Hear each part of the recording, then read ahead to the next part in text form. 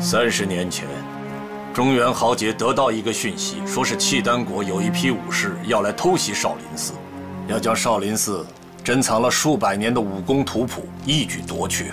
这契丹武士野心可不小啊！若是少林寺的武功秘籍被夺去，军中人人习之，战场上，咱们大宋恐怕就不是他们的敌手了。正是如此啊！我们料想到此事危急，听说这批契丹武士要途经雁门关，于是我们各自兼程赶往雁门关，要在那儿迎击他们。即使不能尽数将他们歼灭，也至少使他们的奸谋难以得逞啊！乔帮主，倘若你得到此项讯息，便如何呀？自当率领本帮众弟兄，星夜拦阻。依乔帮主看来，我们那次伏击辽人之举是不错的了。列位前辈英风侠烈，乔某敬仰，恨不能早生30年，共赴一举，绝不会含糊。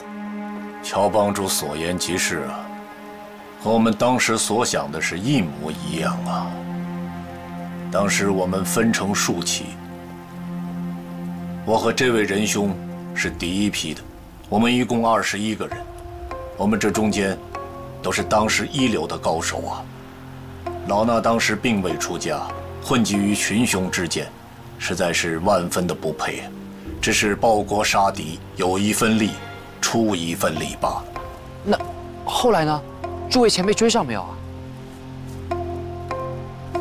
赶上了，我们星夜兼程，终于赶到了雁门关外。此事关系到宋国的存亡，上千万百姓的生死啊！可我们又没有完全制胜的把握，唯一的变异是，敌人在明处，而我们在暗处。如此情形，以乔帮主之见，该如何是好啊？敌明我暗，兵不厌诈，这时候就不许讲什么江湖道义、武林规矩了。说得好，说得好啊！我们当时正是这么想的。我们各自在带头大哥的带领下，都持有暗器，在山道两旁的大石边埋伏了下来。过了一夜，果然如讯息所言，来了一批契丹武士，我们一举将其19人全部歼灭。欣喜之余，我们也疑惑，这契丹人怎么个个如此不堪一击呢？难道是讯息有假，或者是契丹人有意设的诱人之计，诱我们上当？我们正在想，是不是要继续埋伏下去？没想到，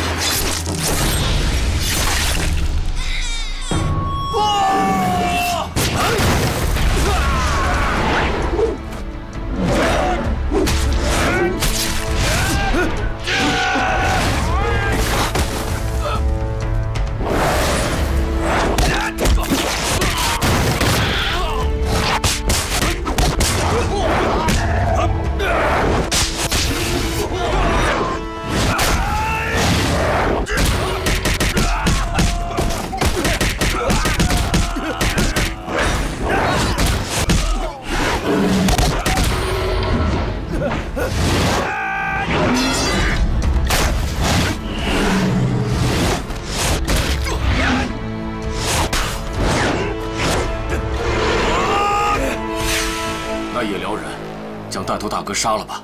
事后发生的一切，更是难以预料，匪夷所思啊！他擒住了我们的带头大哥和汪帮主，将其余人等杀得一干二净，按理应该是愤而精进的，可没想到，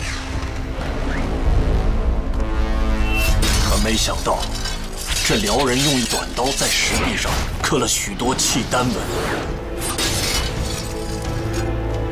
他居然跳崖自尽了。更没想到的是，他还抛上了一个孩子。哎，那孩子不是死了吗？我当时也是这么想的，后来才明白，原来那辽人的夫人被打死以后，孩子摔在地上，只是闭住了气，并未死去。那辽人悲痛之余，以为妻儿俱丧，于是抱着2具尸体跳崖自尽了。那孩子一经震荡醒了过来，顿时啼哭出声。那辽人不忍心他的孩子随他一起葬身于谷底，就将那孩子抛了上来，刚巧就抛在了汪帮主的怀中，使这孩子不至于受伤。如此机智，如此的武功，着实令人生畏啊！我眼见众兄弟惨死，本想将这孩子扔在荒野，任其自生自灭，可是那孩子偏偏嚎啕大哭。我看那小脸涨得通红，2只又黑又亮的眼睛紧紧地盯着我，我一时心软，下不了这个毒手啊！那辽人杀我汉族同胞不计其数，又何曾对婴儿妇女心软？他们杀得，我们为什么杀不得？对呀，对呀，我们为什么杀不得？我们为什么杀不得？对呀，不假，为什么我们不假？那后来呢？我又担心契丹的后援会及时赶到，我抱着那个婴儿回到了雁门关。那带头大哥和汪帮主记挂着契丹武士要偷袭少林寺的事情，立马就赶回了雁门关去查看了。此番查看，发现殉难兄弟的尸骸只有17具，少了1具。心想，定是混战之中掉入了乱石谷中。再看那辽人刻在石壁上的契丹文字，想必是定有深意啊。于是我等便将刻字拓印下来，找人译成了汉文。看过之后甚为吃惊，若刻字所言属实，那我等此番所为便是大错特错。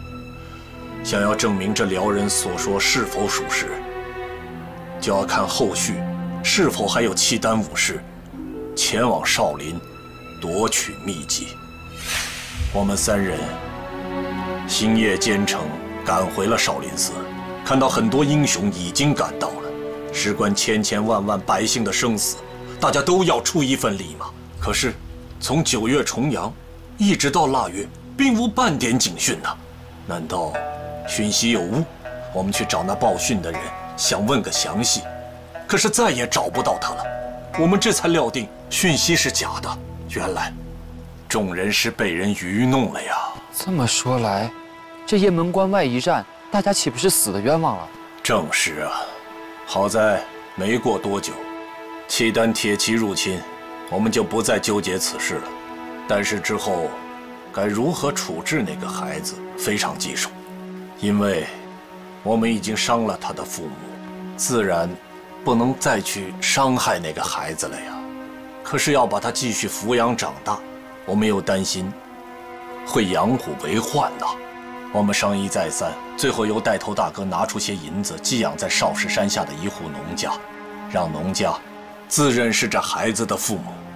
孩子长大以后，也绝技不能让他知道领养之事。那农家本来就没有子嗣，欢欢喜喜地答应了。他们哪里知道，那孩子是契丹的骨血呀！智光大师，那少室山下的农人，他姓什么？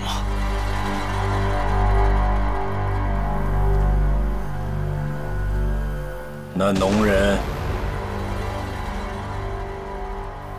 叫乔三槐。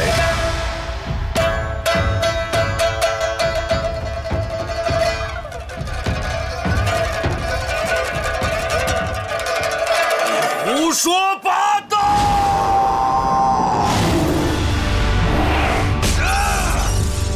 插入帮主！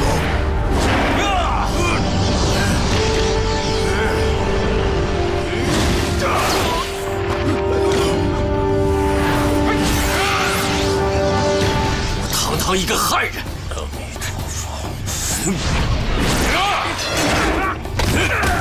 阿弥陀佛。乃少室山下乔峰。